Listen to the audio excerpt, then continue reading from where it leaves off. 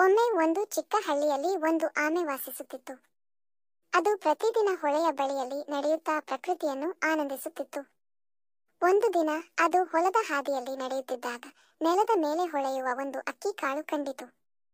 ಅದು ಅದನ್ನು ಎತ್ತಿಕೊಂಡು ಸಂತೋಷದಿಂದ ಹೇಳಿತು, "ಇದು ನನ್ನ ಅದೃಷ್ಟದ ಕಾಳು." ಅಷ್ಟರಲ್ಲಿ ಹತ್ತಿರದ ಹಕ್ಕಿ ಹೇಳಿತು, "ಆಮೆ, ಅದು ಕೇವಲ ಅಕ್ಕಿ ಕಾಳು. ಅದನ್ನು ಬಿಟ್ಟು ಬಿಡು, ಮತ್ತೊಬ್ಬರಿಗೆ ಉಪಯೋಗವಾಗಲಿ." ಆದರೆ ಆಮೆ ಹೇಳಿತು, "ಇಲ್ಲ, ಇದು ನನ್ನದೇ." ರಾತ್ರಿ ಬಿರುಸಿನ ಮಳೆ ಸುರಿಯಿತು. ಆಮೆ ತನ್ನ ಶೆಲ್ಲಿನಲ್ಲಿ ಅಡಗಿಕೊಂಡಿತು, ಆದರೆ ಅಕ್ಕಿ ಕಾಳು ಹೊಳೆಯತ್ತ ತೇಲಿತು. ಬೆಳಿಗ್ಗೆ ಆಮೆ ನೋಡಿತು, ಆ ಕಾಳು ಬೆಳೆದಿತ್ತು. ಅದರ ತೀರದಲ್ಲಿ ನೂರಾರು ಅಕ್ಕಿ ಗಿಡಗಳು. ಆಮೆ ನಗುತ್ತಾ ಹೇಳಿತು, "ನಾನು ಹಿಡಿದಿದ್ದರೆ ಒಂದು ಕಾಳು ಮಾತ್ರ ಇರುತ್ತಿತ್ತು, ಬಿಟ್ಟದ್ದರಿಂದ 100."